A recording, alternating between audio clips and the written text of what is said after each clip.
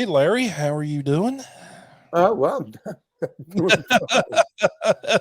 We've I'm been sitting here for like 20 minutes talking, and now I'm pretending like we just met. No, we haven't. We've been here for like 20 minutes. So, Larry, to me, you're like one of the OG rebels of comedy. Um, you got started, what, in the 60s? yeah, I just graduated college. I got degree in industrial design and didn't want to do that. I went to, I guess this was Ford. I was industrial design in Syracuse. So, yeah, industrial design is just designing the product itself, not the engineering that goes into the product. So it's kind of like show business. It's all a bunch of show and not much business. And I didn't like it because, in other words, somebody would design a lawnmower and then it's got to cut grass and it's got the blades and it's got the wheels and where they want to put a motor on it and fine, so they put a motor on it, and then somebody comes to the industrial designer, me, supposedly, and then they go, okay, now make it look beautiful and cool and like a teardrop and fast and groovy.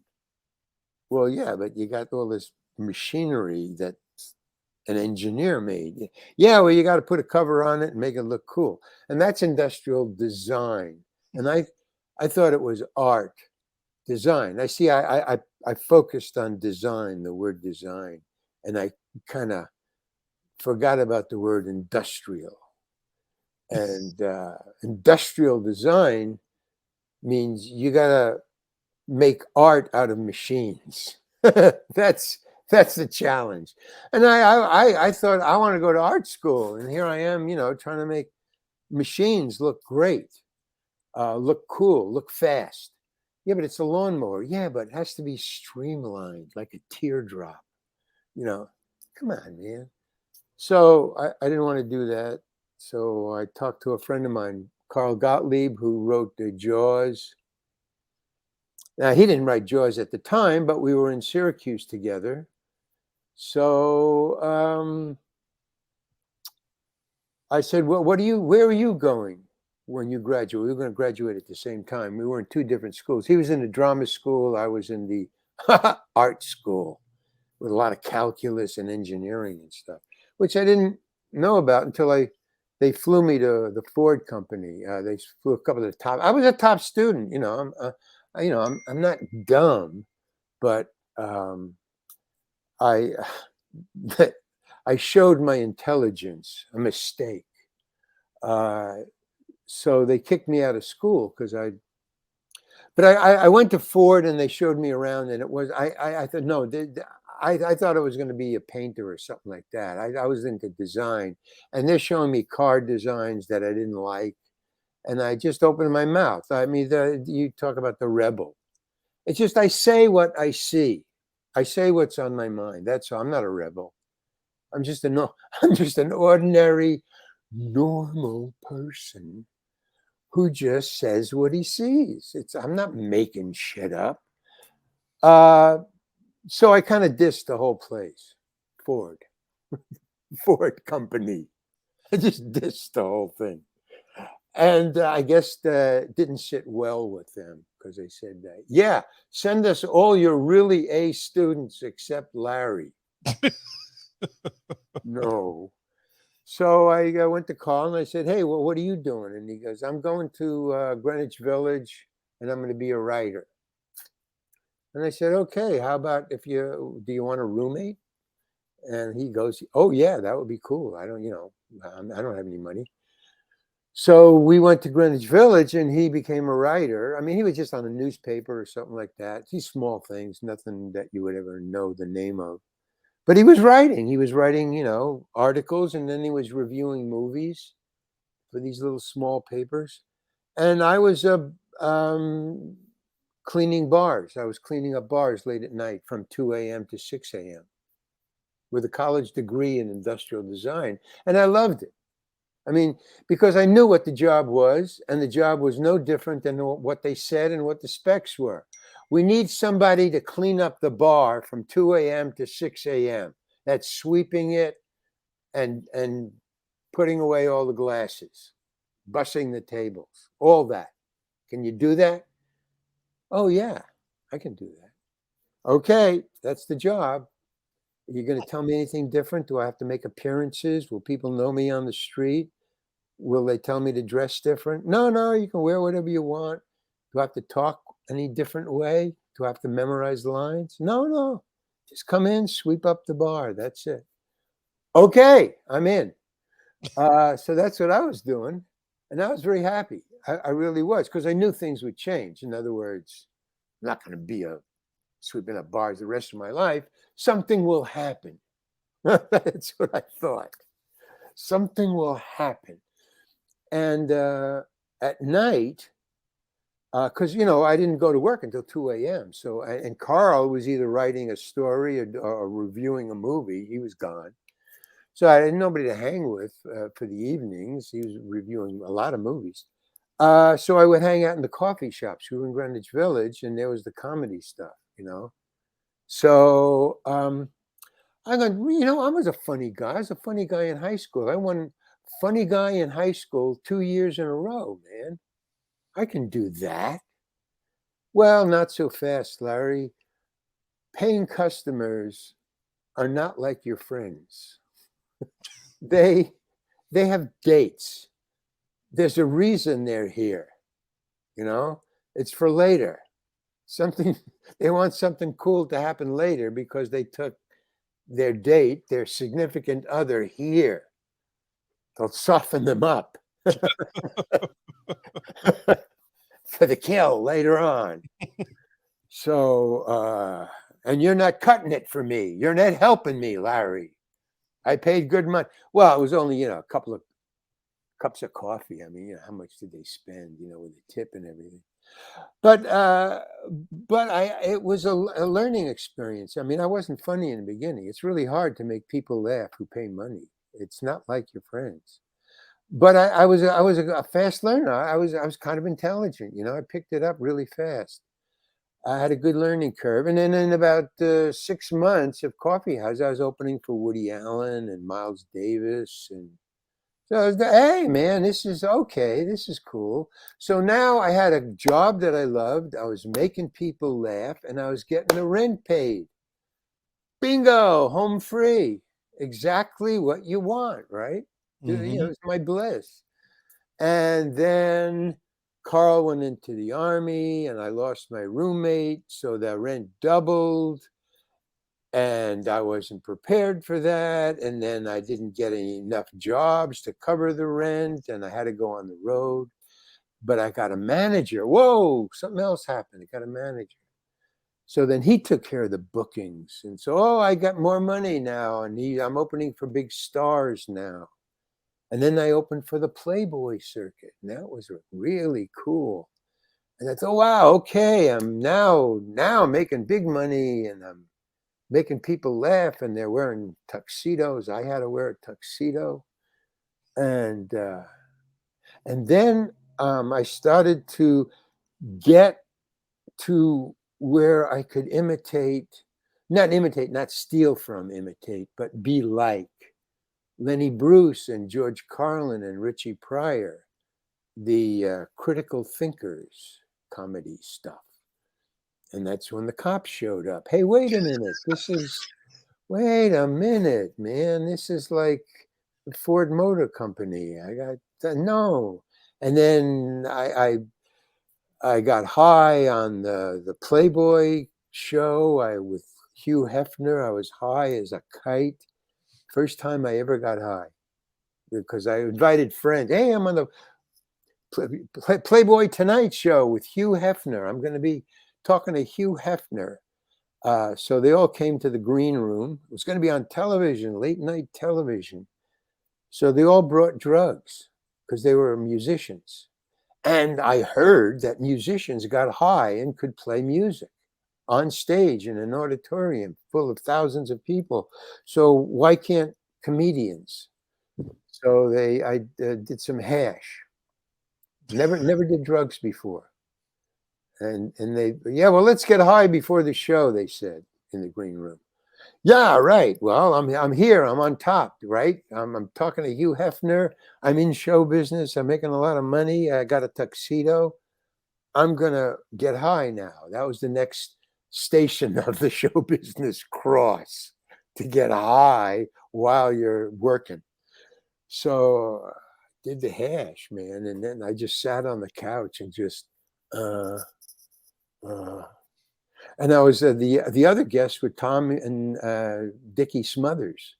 So I was on with the Smothers brothers, and they knew my stuff. I mean, I had opened for them. They were on the circuit. They had seen me. They knew who I was, Tommy and Dickie. They knew, I was an opening comedian for singers and stars, and so they knew that. So they knew my stuff. They had seen me. I don't know how they did. They knew my material. That's how familiar they were. So Hugh Hefner was saying, what they did was they set up, how to interview people, comedians. You set them up so they can do their bit. So you ask them a question. Hey, tell us about the time you were a bartender. You were sweeping up in a bar. Tell us about that. And then you would go into your bartender shtick or whatever, funny stuff about bars. So Hugh knew his part. He would set me up. He knew my kind of routine. Ask him about the monkey, and ask him about the marzipan, and ask him about don't ask him about marijuana. Okay. And then he would ask me, and then I'd just sit there and, oh yeah, the bar thing. And I was just like wasted. I just was, well, and it ruins your timing. Drugs ruins your timing. It wasn't there. So Hugh saw, you could see in his eyes, we're on live television, and this guy is high as a kite, man. I don't care if he's in a tuxedo or not. It's not, we don't roll that way, Buster. So he just went right to Tommy Smothers. And Tommy, who knew my act pretty well, he would be nudging me. We're sitting on the couch. There was a bunny. There was Hugh Hefner was sitting on the arm of the couch. Then there was a bunny. Then there was me. Then there was Tommy Smothers, Dickie Smothers, and another bunny. And that was the show. And so as soon as Hef saw that, that, he said, well, let's talk to Tommy. And Tommy would go, Larry, and he'd be Larry, tell him about the marzipan, when the monkey stole the marzipan. Tell him about that story. That was a funny story. And they go, oh yeah, the monkey, yeah, with the marzipan. Yeah, that was yeah. And then he said, oh, never mind that. He happened to went, just okay. Let's talk to Tommy and Dickie Smothers. And then I was just not part of the show anymore. I mean, just, they just concentrated on Tommy and Dickie. And then I was taken off of the Playboy circuit after that.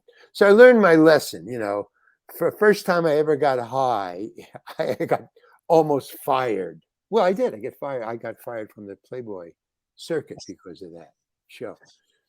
But so I was a late bloomer. It took me a couple of years before I could actually get high, not on stage. I could smoke marijuana off stage and not make a fool of myself, So that was kind of cool. And then, blah, blah, blah. But so that's how I got into show business, was that. From there, I kind of learned a lot of lessons about fame and show business and fans and drugs and alcohol and what I wanted to do and what I didn't want to do, and what I knew I shouldn't do because they're going to make me do stuff I don't want to do. So, so that's kind of how. And then when I got to Hollywood, it was all the same all over again, but different. I joined Second City, and that was a different kind of thing. And then I joined Uh, and that was, I left that. I left Second City, and I didn't have anything to do. I just left.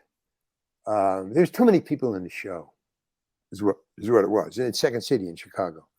There's like 9 people in the show. You can't improvise with 9 people. I mean, nobody gets enough time. It's only an hour. I can talk to you for an hour, but to have 9 people on stage for an hour and a half, and have everybody get enough time so they can hone their improv chops. If you're a stand-up comedian, you take 20 minutes, then 30 minutes, then 40 minutes. But each time you're honing it and you're practicing it and you're up there 40 minutes, your chops, your muscles, it gets toned and honed. But if you're only 9 people, you're on the stage for maybe 5-6 minutes at a time, maybe 3 times, 15 minutes, and you're not doing the same stuff. It's all improv. So they let 2 of us go, me and another guy. And they said, we were too tall and there's too many people. Well, actually, let 3 people go. So I hung around, and then somebody said, hey, why don't you join the committee? That was another improv group. So I joined them, because I had already been trained by Second City. I mean, there's no place, if you're trained by Second City and then you're let go or quit or whatever, or the show closes. I mean, that's kind of show business chops that there's not too many places you can plug that. There's nobody hiring improvisers. There isn't. So you're stuck with all this knowledge of how to improvise, and it is knowledge. I mean, you have to go to school. It's not easy. The schooling, improvising is easy once you know the tricks and the rules, and everybody has the same rules. So I was just hanging around. I was just sleeping on people's couches in the middle of the winter in Chicago. And look, hey, something else happened. A director was starting the Second City in the committee. Well, it was a Second City offshoot, but it was just a lot of people who had been through Second City and trained, but then moved on, whatever. And so I joined them. I joined the committee, which was an improv group in Second City. But it was just to employ my newfound chops. I wasn't a stand-up comedian anymore. Now I was an improviser. And I didn't want to go back to improvising because of the cops. I didn't want to do the stand-up because of the cops. I mean, it was just a drag. And you could curse on stage in an improv theater because the improvisers owned the theater, So I joined that, and then what happened was I was in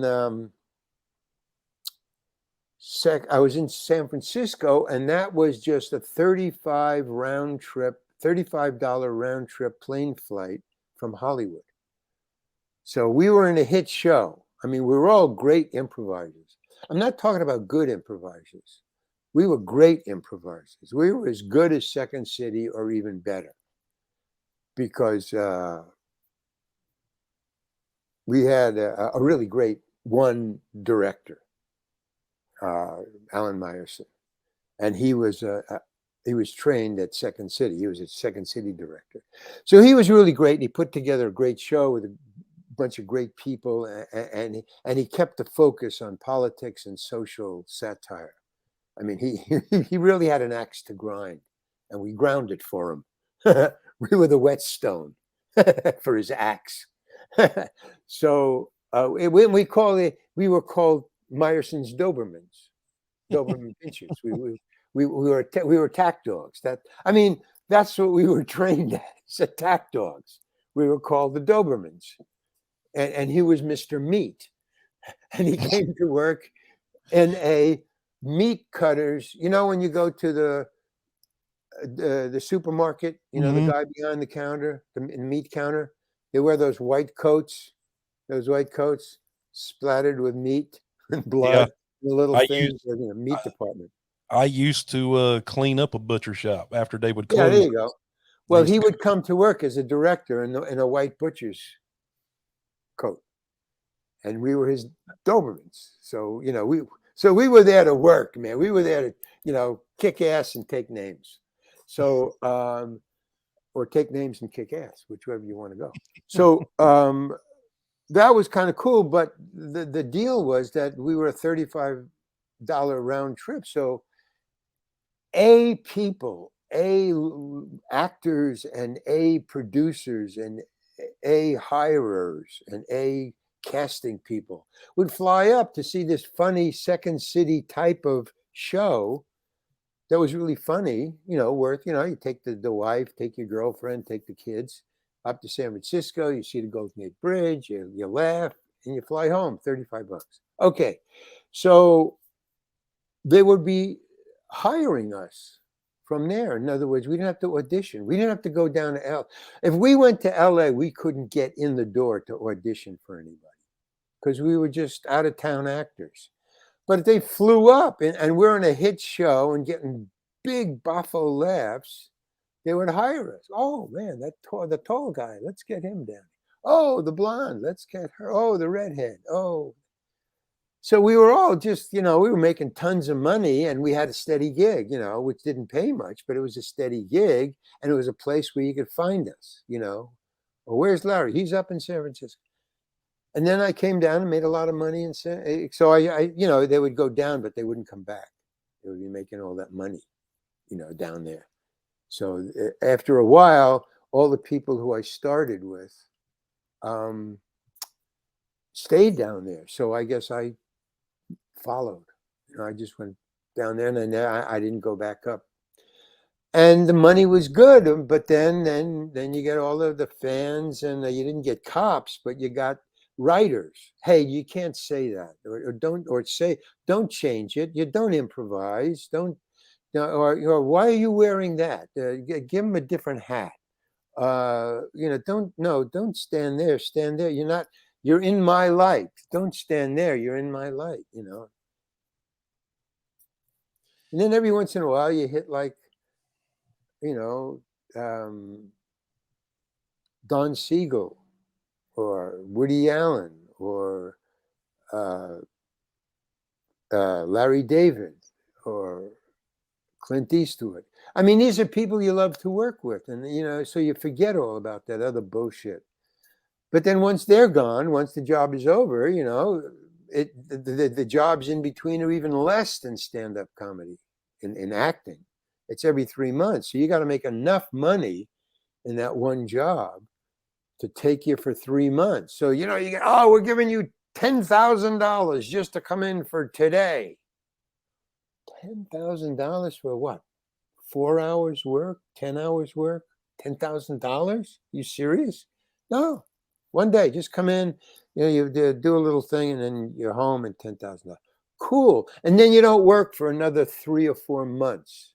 And that $10,000 has got to pay your car payments, your rent, any kind of drugs or dates or liquor or food, And so you go, I don't know. This show business is kind of iffy here. It's all publicity. There's no there. It's really it's tough. And, look at what's going on with Johnny Depp. Come on, man. Yeah. That's show business. That's show business. Yeah, that whole court case has been nothing but a shit show. But it's like a soap opera, and it has opened the eyes of the public of like, damn, we didn't know what these celebrities really were like behind closed doors. Now we're starting to. Well, you don't know what it's gonna turn you into, and you don't know who you're gonna get mixed up with. So it's Depp and Heard. I mean, and you put them together, it's just a toxic mix. They're catalysts for each other. I am sure both of them are guilty as hell. Oh, they're both fucked up. Both of them are fucked up. But that's I mean, to find a normal, again, here's that word. No, there is no normal couple, period. Let me just put a pin in it right there. There is no normal couple. But No, in that's just Hollywood, just the tension is even worse. well, it's I just the guess. I don't spotlight. know. I mean, there's no normal couple, but there's like me, if I was in a relationship, the spotlight ain't on me like it is on Depp and Heard, where everybody's privy Well, to. exactly. Yeah. But there you go. That's show business. The spotlight. The spotlight. Turn off the spotlight. No, because we have to sell papers. We have to sell magazines. We have to sell the TV show. I mean, I'm writing a book now, and I wrote a book now, and basically, I just told you what the book was. but that's how I have all this knowledge of what I did. I read the book. I read my book. That's another thing about writing a book. They tell you, oh, well, write a book. No, you don't just write a book. You write a book and then you read it over and over and over and over again to get all the typos out and to change things and to, tweak things. And then you have to go try to get a literary agent or a manager or a publisher. And it's another job. The hard part's over. And now comes the hard part. I mean, it's just really weird. But I think I'm beginning to see in my dotage, that's what life is all about. It's the publicity of what you're attracted to and the reality of what you're in. And that's called life, right? And yeah, so I think there really is no cool all the way through. I mean, Snoop Dogg is even besides Snoop Dogg, even if you consider Snoop, I don't think his life is all Snoop Dogg. Snoop Dogginess. I don't think so. No, I'm sure he would like to have just some semblance of normalcy in his life at some point. Because Well, no, well, something that he can deal with. I think that's the word I'm going to use instead of normal. It's I'd like my life to get back to where something I could deal with. That's all. Just something I can deal with. On a day-to-day basis. Just something. I was homeless for a year. I lived in my car for a year, and one of the things I found out was it really boils down to what life is like. What life is, not what life is like. What life is. I mean, when you're living in your car, you are down to the essentials. You have a roof over your head and you got to get some food. That's it, man. All the rest, you see this, everything that's behind me. See, if I want to point there, I got a point here. Okay. So you see these books, painting, light fixture, chair, lamp, guitar, couch, guitar, couch. Okay, chair, shirt, Larry. Larry. Okay, all that is bullshit. It's stuff that I accumulated after I got food and a roof over my head, which I had in my car. I just had to get out of my car and find food. So what I learned was that life is get through today and find a safe place to sleep tonight. That's it, baby. That's it. And I learned that, when I was 30. That's when I lived in my car for a year. And that was the mantra I gave to myself every day when I woke up. Okay, Larry, get through today, find a safe place to sleep tonight. I think this car will be fine. So I just got to get through today. And then sometimes, you'd come back and your battery would be gone. Your car battery would be gone. So now my house, my shelter is threatened because I can't change sides. It's Tuesday and they're going to tow today, and I have no battery in my Volkswagen bus that was totally ripped out. In other words, it looked like a delivery van. It was all metal. There was no cloth, no seats. It was just, it looked like a delivery van. Metal floor, metal sides, metal ceiling, one seat for the driver, no seat for the shotgun. If you wanted to ride with me, you sat on a milk crate. And I slept in the back. That was my living room, a bedroom. So sometimes, they would tow away your car, man. They would tow away your house. And then there's a lot of places you couldn't park at night.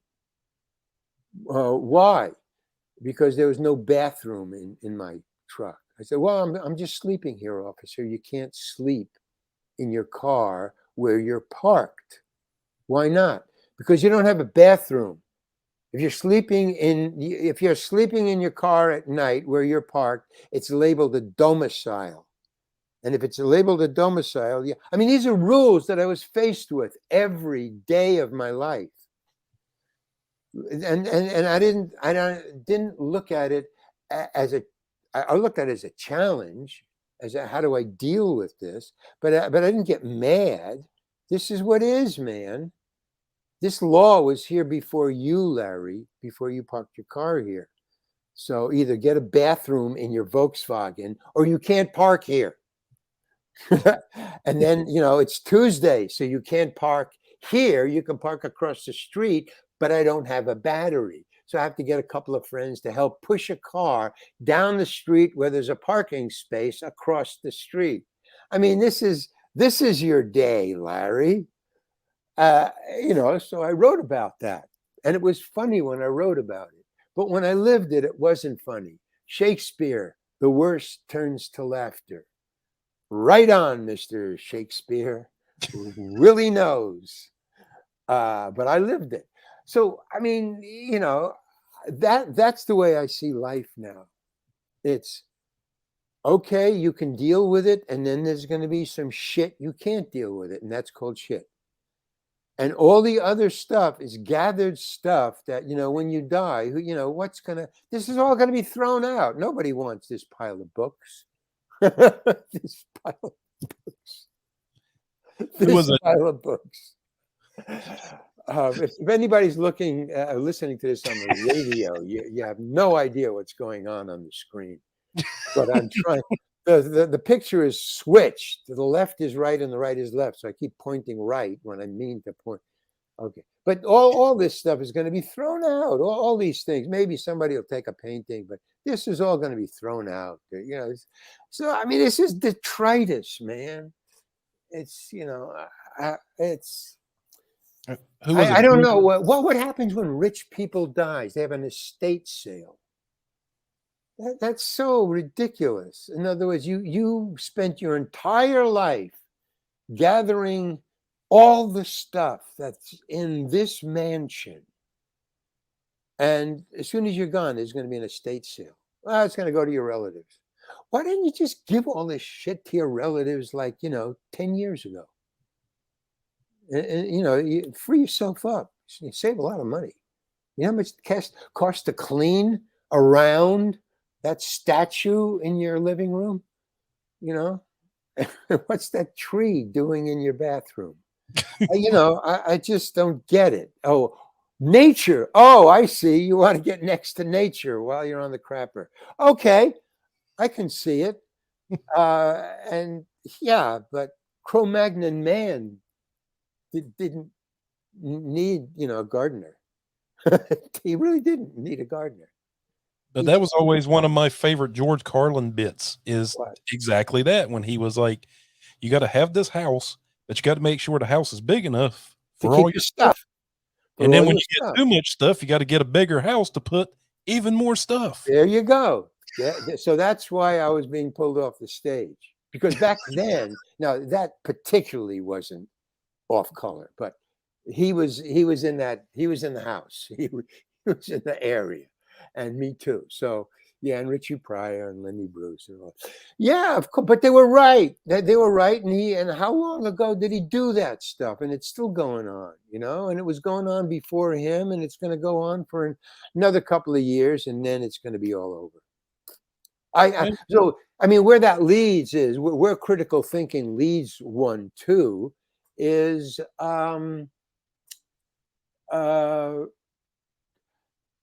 the Homo sapiens aren't a viable species. That's where it goes to. We as Homo sapiens, human beings. No, we're not human beings. That's a translation. Homo sapiens is man who knows. Homo sapiens, know. Sapien, knowledge. Homo, male. Male who knows. Bullshit. We haven't the slightest idea of what nature is. Homo sapiens. Not the slightest. Look, houses, gardeners, oil, gas, mercury, carbon dioxide. What is it? Food deserts. I mean, come on, man. Come on, Homo sapiens. You're not viable. You're not viable. No other species shits things that don't decay. Plastics don't decay. What the fuck are you doing? We're the only animal on this planet that destroys it. Yeah. We're destroying where we live. You're burning your own house down. You're shitting where you eat. We're not bats. Okay? They developed, if we hang from the ceiling, we can shit where we live. Well, okay, we can do that. We can evolve to hanging from the ceiling and shitting where we live. It's not like, what are we going to do? No, we can do it. But we can't evolve fast enough. We can't deal with it. Normal is going to be there's shit all over the place. We can't breathe the air. We can't drink the water. Do you know that there's a water shortage on Earth? Yeah, there's a water shortage. You know that. Homo sapiens. Can you hear me? They're like, no, it's not. We got the oceans. We can't drink that. It's salt water. It's salt water and it's being polluted. Yes, it's salty and we can't drink it. But also we're polluting it. We're polluting our rivers. We're all the paraquat that we're putting on the plants. Where do you think it drains off to? Rivers. Come on, grow up. I will say this, Larry. About 4 or 5 years ago, I went hiking, and there was a stream running down off of one of the cliffs, and there was a local kid in there, and he was picking passion fruit because here them trees are just everywhere. And I went over. I was like, well, it's freshwater stream. Water's running. It's obviously clean. So I went over to scoop a handful of it and drink it. And he grabbed me. He says, no, brother, don't drink that. He's like, they dumped chemicals not all that long ago up, Yeah, upriver, and it's run off into the stream. If you drink that, you're going to get sick. So if he hadn't have been there to tell me that, I could have died. Yeah, what's new? I mean, see, that's the problem right there. Not the stream, not the kid, not the chemicals. It's you and me and anybody else who tells that story as a filler, as an answer to something I was talking about. It's conversation. You made conversation out of the fact that we're fucking up this planet, and we've reduced it to a conversation. Yeah, I was hiking and I was going to drink this water, and this kid just stopped me from drinking it because the water is you would get really sick. Oh wow, man, yeah. And, I got a story like that. Let me tell you my story. What the fuck is? I mean, does it? Am I making sense? Mm-hmm. Am I making sense, or am I ranting into a coffee urn. I don't know what the fuck. Because my Yeah. story is just one of millions. Yeah, but it's reduced to conversation. What did you do about it? Nothing. Nothing. What did the kid do about it? Nothing. Nothing. I think we've hit on my point. Nothing. Nada. That's I think where we've reduced it to nothing. Thank you and good night. I mean, yeah. See, and then you run out of things to talk about, or you have to go back to the beginning and start the conversation over again because nobody's doing anything. See, that's the whole thing with politics. We know all politicians are not worth their salary. I'll be very kind and say it that way. Politicians are not worth their salary. But we talk about that. But we're voting the same way we used to. We really are. We're either voting the way my parents voted, or we're voting the way I voted a couple of years ago, or I'm voting the way, something new, the way he voted. But we're not considering what we're voting about or why we're voting for it or why we're shouting against it. We're just going to vote, just to continue. I'm tired of my own voice, frankly. I've made this point to many people. I said, everybody sees these politicians on television, and it's not the politicians, it's us. I know, but I'm just saying they tell us what we want to hear, and we're like, oh well, he's against so and so, and she's against so and so, but then behind closed doors, they're friends. What are you for? What the fuck them? Yep. Fuck them. What are you for? And I'm for what he's for. No, that's not my question. What are you for? Well, I'm for what he's for. No. What are you for? Well, I don't know. Okay. Yeah, what is your character? Well, what is your morals? Find something you're for. Find something you're for. Abortion. Okay. Now find out why you're for abortion. Why are you for abortion? Well, the rest of these people over here are for it, so I guess I got to be for it. Okay, and find out what that does. What are the ramifications of what you're for? Who does it help and who does it hurt?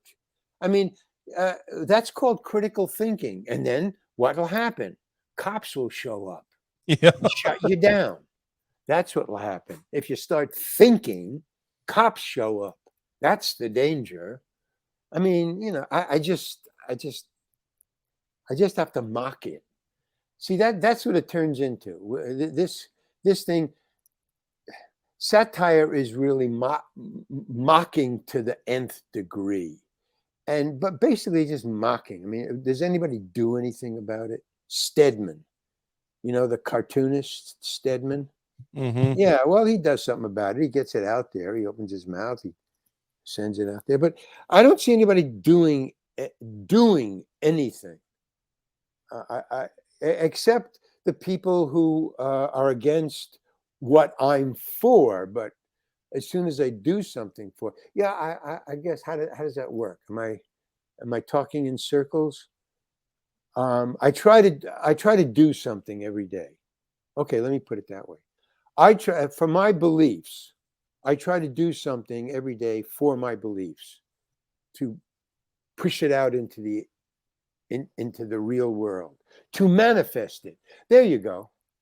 If you have any kind of desire or feeling or stand or like or dislike, I think the word is just manifest it. That's all. Just either send an email, send a friend, friend somebody, say something to somebody, but it has to come from you. It has to come out into the world.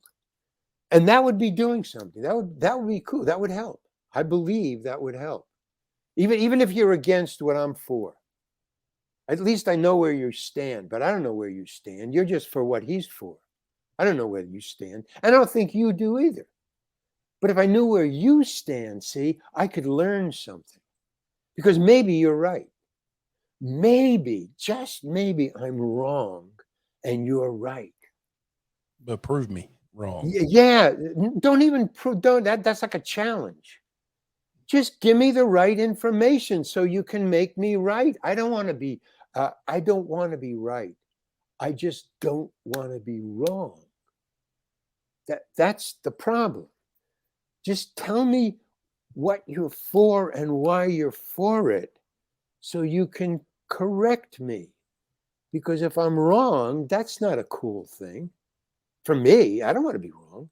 Who wants to be wrong? Nobody. But everybody wants to be right. Well, sorry. Everybody can't be right. Somebody has to learn something. That's called learning.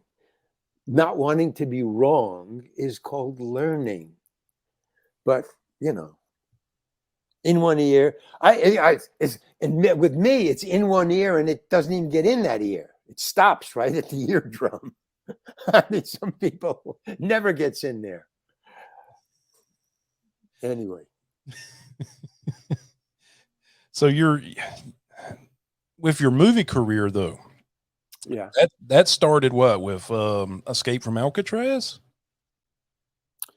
Well, I made a couple of movies in San Francisco, but they were small movies that either were never released or just released so obscurely, or they were pornographic movies. I've been in a couple of pornographic movies, not as a porno star, as the comedy relief.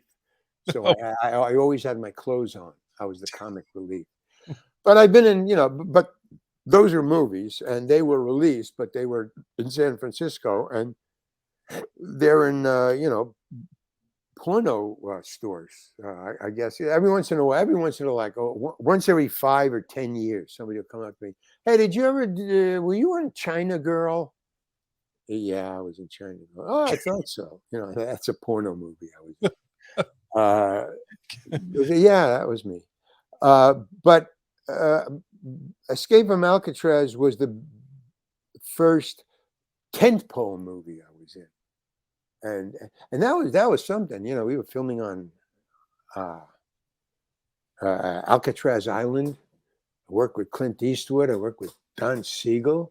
It was great. I went to work. You had to get on boats to go to work because it's on an island. So they had 10 tourist boats that they would line up on the pier to Ghirardelli Square somewhere. In San Francisco at the docks there, and you had to be there at 7 o'clock. Boats left at 7 a.m. And I was there. I was on the show for 3 months. Now, I didn't shoot every day, so I didn't have to go every day. But I went every freaking day. Every day, except our day. There was, I think, one day off a week. But I went every day, and I would get into costume every day. Because, it was just a blue convict suit. No, it was just a convict shirt, the blue shirt, white T-shirt, blue jeans, white socks, black shoes. And that was it. I would just get on the boat, go in with everybody. All the extras had to go in, 200 extras. And we would go in and I would just explore the island if I didn't have to work that day. But I was there in costume and I would either stand around Don Siegel, the director. I would always stand around the camera. Because I just wanted to see how a movie was made, a real, not a porno movie, a real tentpole Hollywood movie. And I just, was just curious. So I was always there in costume. Either I wasn't around the camera because I was, searching Alcatraz and going all over the island. Or I would be just by the camera and Don Siegel. And that's how I got into the movie. More than I was hired for. In other words, I would be standing next to the camera and next to Don Siegel, and he'd be shooting in the cells, and I'd be just standing there, and he'd say, "Larry, get in that cell." And I go, "Okay, why?" He'd say, "I need somebody in the cell. I need a body in the cell." So because I'm shooting and there's an empty cell, and I don't want to have an empty cell. It's supposed to be convicts here. Get in the cell. So I'd get in the cell. Maybe I wouldn't show my face, but sometimes they would be shooting on my on Charley Butts's tier C. So if they were shooting up there, then I could be in the cell because it's in front of Larry's cell. So anytime they shot up there, they'd say, get in your cell. Or sometimes he'd say, get in the background and do this. And I go, why? He said, well, I just need somebody in the background. So he's always putting me in the shot all the time because I was there, and the extras were all in the extra waiting room, waiting for their scene to fill in in the courtyard, or in their cells. So they never were around the camera. They were always eating lunch or reading books or playing cards. So I was right there, and I was in costume. So he'd say, hey, Larry, do this. So that's what I mean in the machine shop, where Roberts Blossoms cuts off his hand. Mm-hmm. Okay, I'm not in that scene. I wasn't written in that scene. I wasn't supposed to be in that scene. But it was just about him cutting, Clint Eastwood and him, and he cuts his hand off. And so he said, Larry, get in the shop. So why? I'm not in this scene. Yeah, well, I need people. There's no people around. Just get in there. Now, there's another thing going on, which I didn't learn until after the shoot was done, which kind of was a unique thing. But I became friends with Don Siegel, the director. So we would have lunch every once in a while, randomly. And then I wrote a screenplay, and he read it, and he liked it, and he said he was going to direct it. And then about a month later, he died. So, yeah, too late. But he liked me, was why he was putting me in the Alcatraz scenes. In other words, he liked my character. And so he wanted that character because, I'll tell you what, because, we became friends at the end, but he was friends. He liked my character and I guess my acting because that's why he was also putting me in the scenes. It was because I was a good actor, not because, he liked me, get in there. No, I added something. So when I got into the scene where he cut off his hand, they cut to me where I go, woo, I go to throw up. Well, he said, when they had cut the hand, he said, okay, we got to get reactions from everybody. So, we're just going to go around with camera. So, okay, just react. Okay, he cut his hand off, react. Okay, he cut his hand off, react. Then he'd come to me and say, cut. And he said, Hankin, get a shot of Hankin, get a reaction of Hankin reacting. Larry, react. So I saw everybody just go, whoa, wow, oh, So I thought, I'll cover my face. It was in. Okay, so and I said, he just kind of likes me. I'll keep showing up in costume and hanging around I'll get in the movie, more and more shots. What I found out was when they did a crew screening, the first time that the movie was shown to the crew, was a cast and crew screening, and also the CEOs and the producers and the people at Warner Brothers, very closed meeting screening. And the titles come up and it says, Escape from Alcatraz, starring Clint Eastwood, directed by Don Siegel, co-starring Larry Hankin. What the fuck? Where did that come from? I didn't sign up for that. That's not in my contract. It's because he kept on putting me in. Because I kept on showing up. No, I mean, seriously, I had to talk myself into believing what I'm telling you, because it sounds so. They just gave you co-starring Larry Hankin. Yeah, I mean, I was totally surprised. My agent didn't know about that. That was Don Siegel and Clint. They said, yeah, because with Don Siegel, keep on saying, get in the.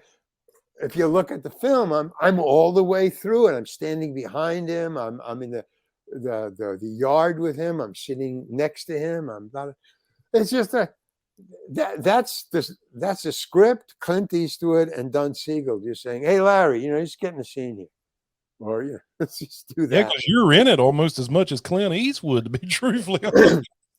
But that's not in the script, in the screenplay script that I went to the set with every day.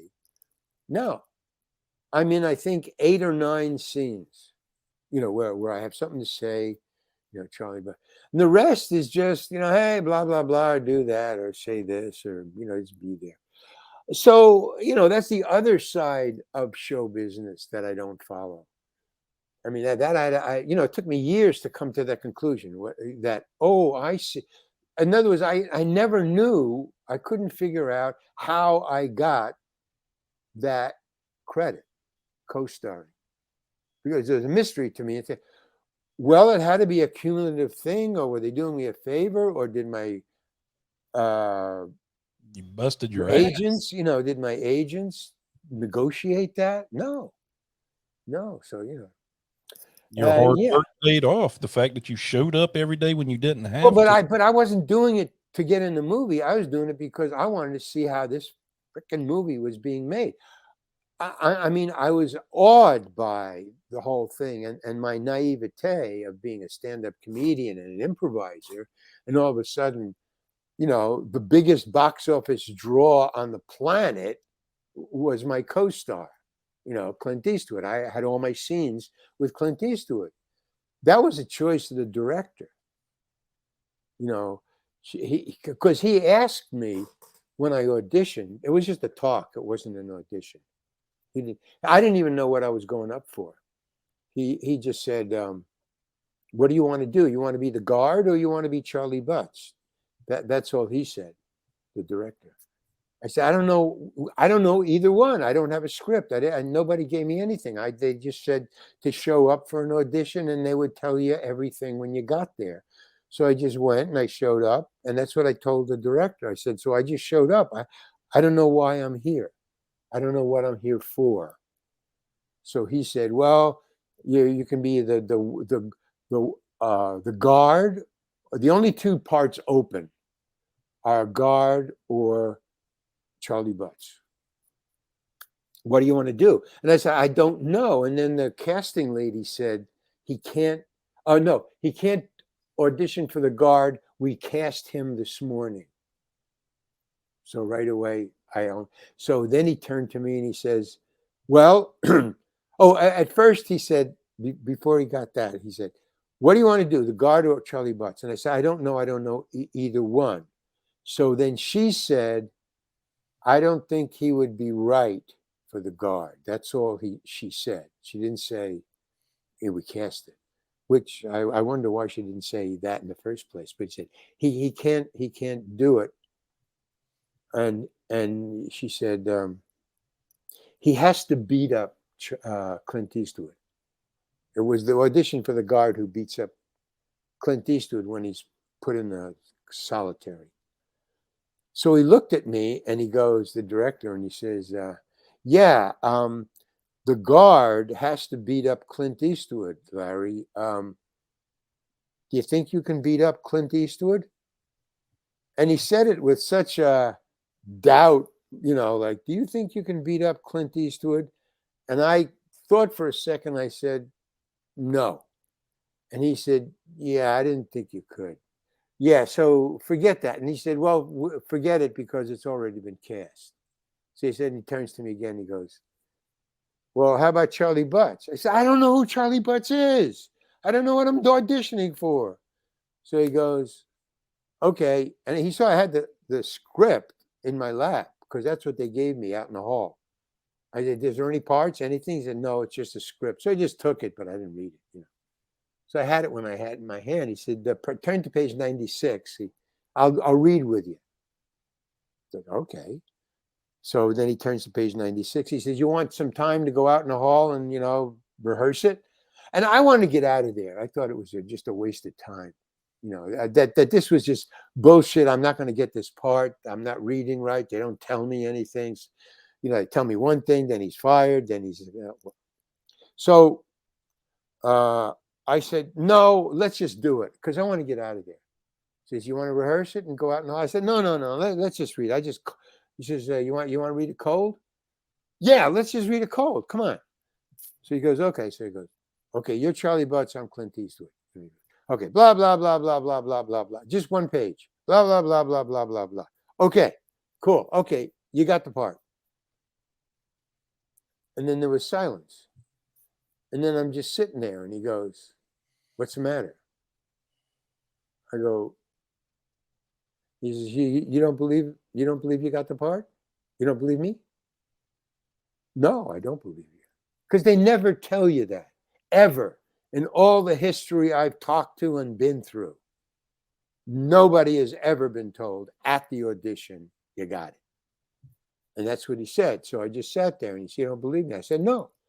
He said, I tell you what, go home, sit by the phone and see what happens. Now get out of here. And he said, that's what he said. He said it with a smile, but he said, now get out of here. So I said, okay.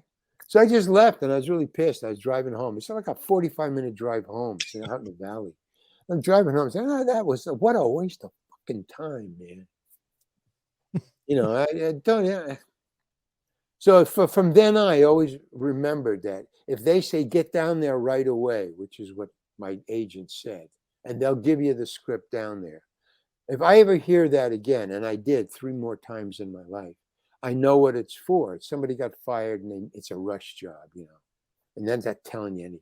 So I get home and I walk in the door nearly, and I think it's 5 minutes later, the phone rings, I pick it up. It's my agent. You got the part. Wow. What did you do? I have no fucking idea what I did. I read it cold. It's like they didn't tell me nothing the whole time I was there. Yeah, I mean, the whole thing was just like a put on. Oh well, we can't. No, he can't. You can't beat him up. No, he can't do it. We hired him this morning. I mean, so it seemed like there's not together. There's no. They're there. There's it's all a bunch of blah blah blah. So, but I got it, and then it was one of the best times of my life. Really, I mean, I really liked it. But that's just one time, and then after that, there was times where I didn't have the rent, or had to borrow the money, or had to get a car, or whatever. So I wrote a book about it. Yeah, I know you. One of my favorite movies is Plane, Trains, and Automobiles. I mean, was your time on that movie good, or was that one of the Planes, no, I mean it was a mystery. I finally left not liking it, but it was great. It was great because it was a big movie, and Hughes, what's his name? John Hughes? John Hughes. He was really a good guy, but he was not like Don Siegel. Don Siegel was a putter-oner. He was a jokester. Don Siegel was great. He liked funny stuff. He would be cracking jokes or putting people on or putting me on. He was never serious. I mean, he was serious about the movie because but I would always ask him about stuff, like why he was doing things. Why are you putting the camera here? I was thinking that maybe the camera should be here. How come it's here?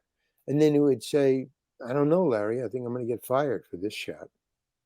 And then he would walk away. And then I would have to figure it out for myself. But he would always put me in, get in the film, get in. So he always, joking around. Or what should I be doing? I don't know. Do anything you want. Blah, blah, blah. But John Hughes was very serious. He wasn't a jokester. I mean, he knew it was funny. His movies are incredibly funny. Trains, Planes, and Automobiles is one of the funniest movies I've ever seen. But he was very shy and very closed. So I wasn't used to that. And then when he took us to a party big, huge, festival party thing in Chicago, he took a group of us, about the three actors. I forgot who they were, but they were the 2 leads and 2 other actors, me and another guy. He took us to a party, and it was all jaunty jolly, and then we took a limo. Well, we were all in one limo to the party. And we're joking around and, oh, it's going to be a good time. And what'll we do? And blah, blah, blah. And then we got there and everybody split. Everybody wanted to go dance or drink or talk or whatever. So we came in and there's 3 floors of party with an atrium in the center. So you could look down, from the thing and look and see the whole thing. So everybody went to a different floor where there was different shit. But John just sat on the second floor, the middle floor, on a bench that was right by the stairs. And he just sat there the whole time. And he just watched everybody. He just watched the people coming by and dancing, and you could hear the music and the balloons and people throwing things around. It was like what do you go, Stage 54 or that thing in New York, that famous. Studio 54? Studio 54. It was like an ersatz Studio 54. No drugs, no sex. It was just, a party version of Studio 54. Blah, blah, blah. And he just sat there the whole evening. So he was just a wallflower the whole time. Well, we were worried about him. Every once in a while, somebody would wander back and say, "Hey, John, you okay? Hey, we're dancing upstairs. You want to come out?" No, it's fine. You can just sit here. And then about an hour and a half into it, 2 hours, early in the party, maybe 11:30, maybe 10:30, 11:30 p.m. One of his directing aides came around and said, "We're going, John is leaving, we're leaving, so everybody gather around on the second floor." So this guy had to go find everybody, the 4 or 5 people. And he go, "Why? Well, it's in the middle, we're not done yet, we're not done partying."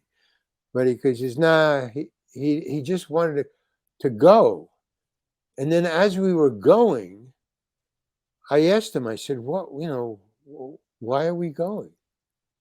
And he just said, there's really nothing happening here of interest. Now, he had a camera crew there.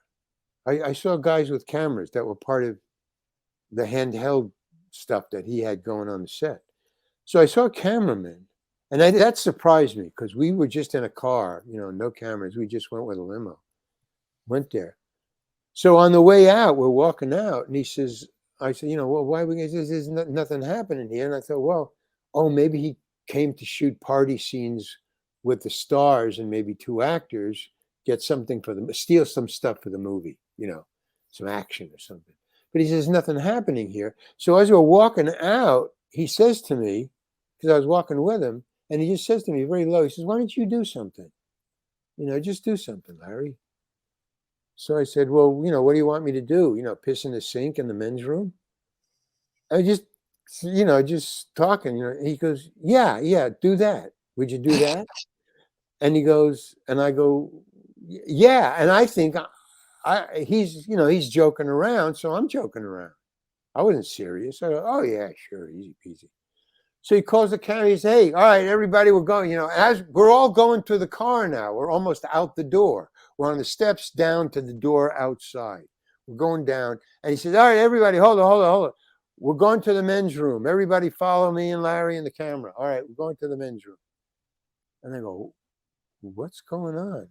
What are you doing?" And he goes, "Well, you're going to piss in the sink, right?" And I go, "Yeah, okay." But I wasn't going to piss in the sink. I was thinking, this is still a joke. Where is he going with this? And we get into the men's room, and it's a big men's room because it's a big, party venue. It's for a lot of people. So it's a big, huge. It's like in a movie, like a movie men's room. And, so and I go. So he said, "Okay, how about this sink right here? You get a shot of this sink." He said, "Okay, Larry, just stand right here." And I'm going, and I'm trying to figure out a way out of this, a joke out of this, and I can't figure it out.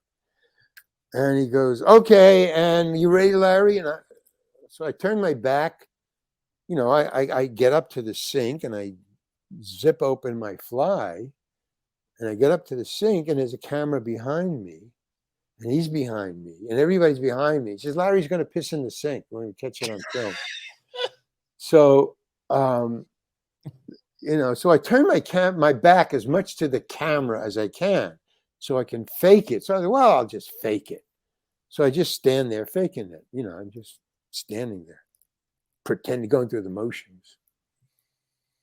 And then I pretend to zip back up, and because I pretended to zip it down, so I pretend to zip it up, and I go, okay, and he goes, that was it, and I go, yeah, man, I'm not gonna piss in the sink for you.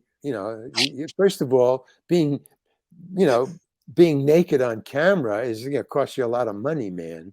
I'm not just going to do this for free. So now I'm, just making up shit why I didn't do it. So I'm not going to do this for free. And then he got really depressed, John Hughes. And he goes, all right, we're going back. All right, everybody into the limo. Forget it. He said, we're not going to do it.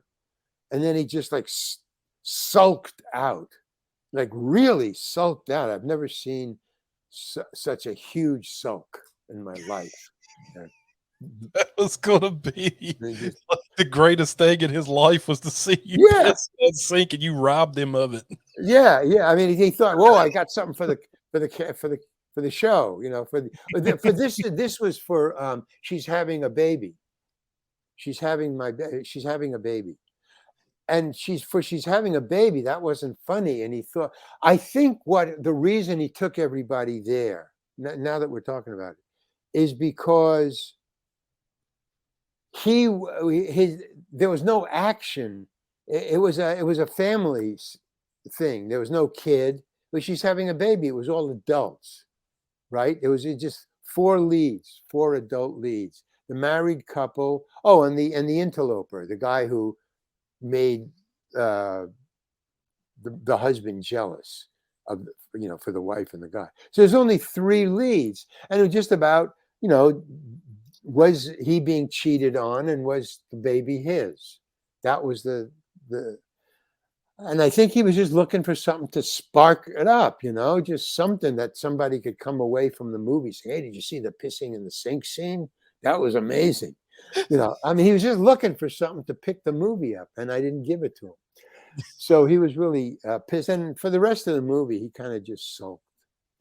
Maybe it was my imagination, but I just always thought he had it in for me because I didn't piss in the sink. So that's all I remember about that, just that one thing.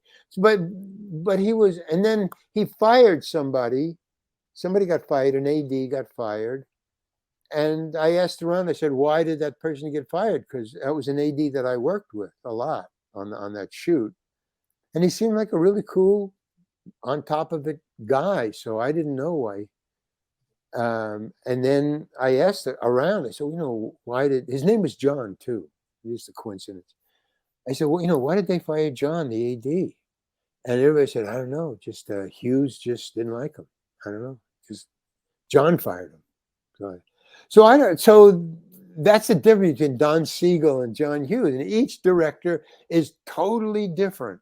And each director doesn't know what another director is like, because directors don't direct directors. They direct actors. They don't go and stand on other directors' sets to kibitz. They don't do that. That's the no-no. I'm directing this, and you got John Huston standing here telling me what to do. But then you got past those two movies, and then I mean, you did Home Alone and those, but it seemed like Billy Madison, it was almost like that was kind of a toxic environment for you in a lot of ways. Oh yeah. Well, because they didn't get along with Adam Sandler. But it was strictly, it was the two things that I really held against him that I shouldn't have. It was a lot of my hang-ups, but it was his first movie. He was a young kid, and he was a control freak. And I don't blame him, because it was, he wrote the movie with a friend of his, and it was very childish. The movie was very childish. So that's what I was up against. In other words, if it was me, if I was Adam Sandler, it's my first movie. I'm very young. I want it to be good. I wrote it, so I got to try to control it. I don't know what I'm doing. This is my first movie. And I had a little more experience, and we didn't have the same sense of humor. So his was kid, duty, poopy, humor. And mine was a little more critical thinking humor. So when he asked me, he had the umbrage, the hubris, to ask me how I liked the movie, how it was going. I said, well, what kind of question is that to ask me, Adam? I mean, because he had just fired my friend who was directing the movie. He had fired the director. The director was my friend. That's why I was in the movie. My friend hired me, and he says, so he fired my friend, and then he invited me up to his room with a bunch of his other friends. They were drinking. There's a big liquor bottle on the table, and he says, how do you like the movie so far? What do you think about the movie? Listen, how? Well, what kind of question? What am I to tell you? It stinks? Am I going to tell you? You own the movie. It's your movie. You starring in it. And I'm going to tell you it's a bad movie. It's not a good movie. What, are you kidding? What kind of question is that to ask an actor on your set? And he just stared at me. And he was a little drunk. But he got the gist of what I was saying. And he said, well, I don't have any more questions for you. I said, can I leave now? He goes, yeah. And I left. And I thought, well, I'll be fired too. And no, because he couldn't fire me because I had my time on screen already. So if he fired me, he would have to reshoot the other 3 scenes I had already been in. So you can fire the director; they're not on screen, but he couldn't fire me. So I'm sure he wanted to. On the other hand, but he didn't. So, but I stayed away from him, and he stayed away from me the rest of the movie. And that laugh, that ha ha ha laugh, that he fooled me on that one. I didn't want to do it. I did it for him at lunch because he pressed me into doing it. He said, "Come on, do that laugh. Do that laugh." What laugh? The laugh that you did in high school. The mouse laugh. That's what he called it. I said, I don't want to do it. So when the camera was rolling, he just said, "Hey, do that laugh." And I, as an improviser, taking suggestions from the audience, I just did it out of habit. I laughed on camera, and he wouldn't do another take. He said, "No, moving on." I said, "Oh, motherfucker." He fooled me. He got me to do it on camera, and he's not going to let me do another take where I won't do it. So he just said, "Moving on." And I thought, so that was a nail in the coffin. But about a year later, he wanted me to be in one of his brother's movies. He suggested me. So, I mean, he liked me. It's just we didn't get along. Well, I always heard in his early days, I don't know how he is now. Hopefully he's matured, I think. But I always heard in his early days, because of the environment of Saturday Night Live, it was very much about politics and posturing and position and undercutting somebody else to get ahead of them. And it was with him, it was, if you weren't his friend, you were instantly his enemy. There was no gray area. There was no in between. Right. He holds a grudge. He holds it in. He's very passive. He's a control freak, and he's passive aggressive. So he holds it in, and then he'll do just one thing. Like he'll hold it in, and then he fires the director.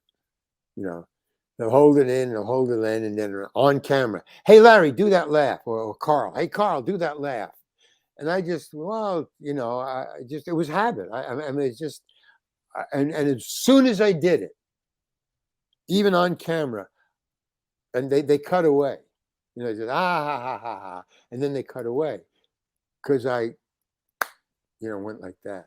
And then they just, yeah. So, and I diss him, but he's a very good actor, in movies that he doesn't have any control over, when another director and another writer write and put him in, he is really good. I mean, very good, excellent. Did you see Uncut Gems? Yeah, and he was like, he was Great. Oscar worthy in that. It was like, What? wow, Adam Sandler's growed up. Yeah, Because I was great. like you when I used to watch him. I bought one of his comedy albums when he first come out with a comedy album, and I got listening at it, and I was like, yeah, there's parts that's funny, but I'm like, it's such elementary school humor.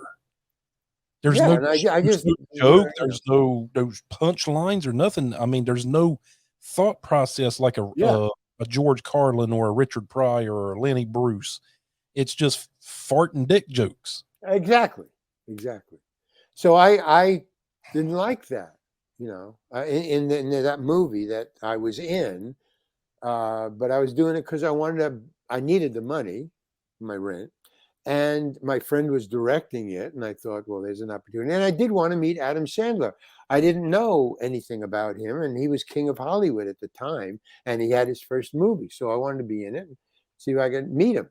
And once I met him, it was just a wash, man. We had just totally different ideas about comedy and stuff. Well, you left the film at one point and then came back, right? Excuse me? I said, didn't you leave the film at one point and then they asked you to come back? No. Oh, maybe that's just something that I read that wasn't true. I want to say I read something where you didn't necessarily.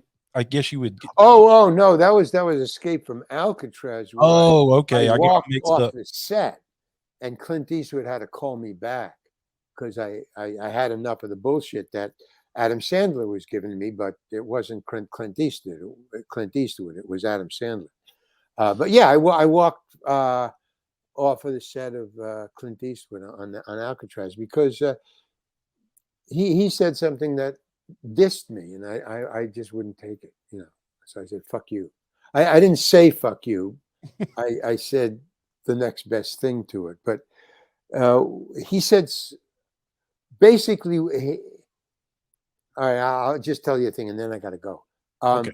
He said we were doing a scene, and there was a habit that after every take, Clint Eastwood does not like to do another take. He only likes to do one take. And if you want to do another take as a director or a cinematographer, the only two people who can do another take, if it's Clint Eastwood, is if something went wrong. So the director can do another take, but you have to have a reason, and the cinematographer can do another take, but has to have a reason. So every time you do a take, the director, Don Siegel, would walk up to me. It's just me and Don. It was just me and Clint Eastwood in the scene. And he'd say, okay, and action, blah, blah, blah, do the scene, cut. Director would walk up to him and say, to Clint and say, how was that for you, Clint? And Clint would say, that was okay. And Don would say, okay, moving on. One take, okay. And one time, Don Siegel comes up to him and says, and I was always standing there. And in all my scenes with Clint Eastwood, and he would come up and he'd say, no, everything is fine, moving on. One time, and they would never look at me or talk to me or even admit that I was even there. We were still talking, three people standing in a little, secret little clump on set. And it would just be two people talking. And I would just have to stand there until they were finished talking and Don would walk away. Okay. So one time you got blah, blah, blah, blah, blah, scene's over, cut. And Don Siegel walks up and Clint Eastwood said, how was it for you? And Clint says, that was good for me. And just before Don Siegel said, moving on, I just interrupted. I said, I'd like to do it again because I'd like to do it better. Oh, no, I said, I'd like to do it again because I think I can do it better. That was the exact quote. I'd like to do it again. I'd like to do it again because I think I can do it better. And Clint Eastwood just snapped at me. Well, I can't. And he walked away. And everybody just broke up laughing. That was funny. Oh, ha, ha, ha. Everybody, the crew, everybody like, ah, ha, ha. And I thought, okay, from then on, from that point on, the crew thought it was okay to punk me. Now, Don Siegel was punking me all the time, but it was just between me and him. He would say it quietly, nobody would know about it. But Clint Eastwood just did it out loud. Well, I can't. And he walked away. And everybody laughed. So I just took it, so we just did it. So we didn't do it again. Just moved on. Okay. And so for another week, I just tried to figure out how to get out of the barrel because the crew are now punking me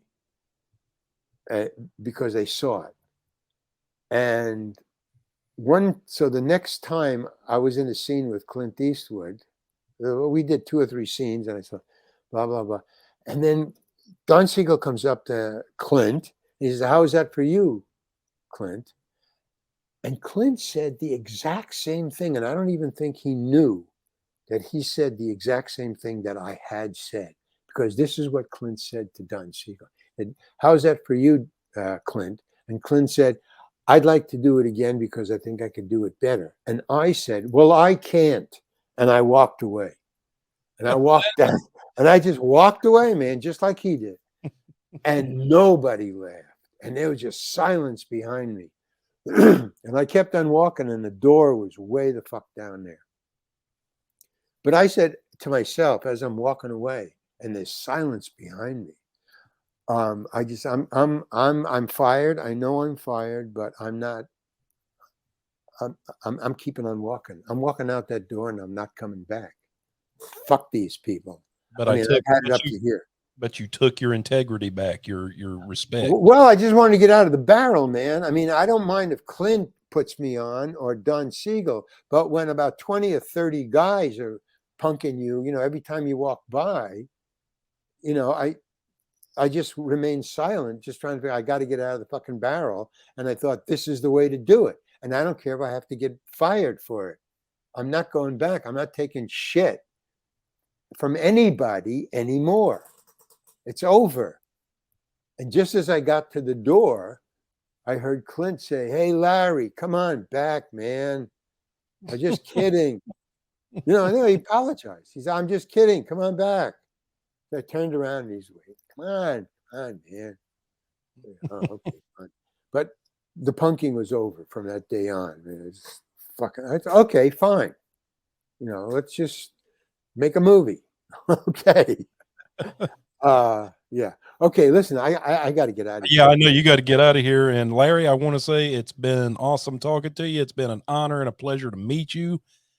Well, thank you very much. I've watched every movie you've pretty much been in, so Holy you were part cow. of my childhood. See, I don't follow me, but thank you very much. Well, then buy my book. Okay, yeah. So here's the commercial. There's only one. I got a website, thereallarryhankin.com. Thereallarryhankin.com. Not larryhankin.com because that's been kidnapped.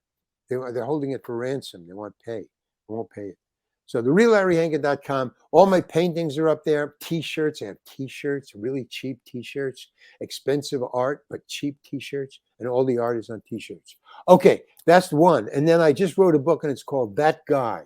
It's going to be published in about 3 or 4 months.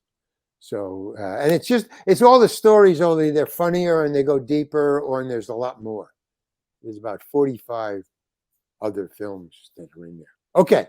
And I will have the link to his website in this episode's description. So cool. Okay, John. Thank you very much. You're welcome. Thank you again, Larry.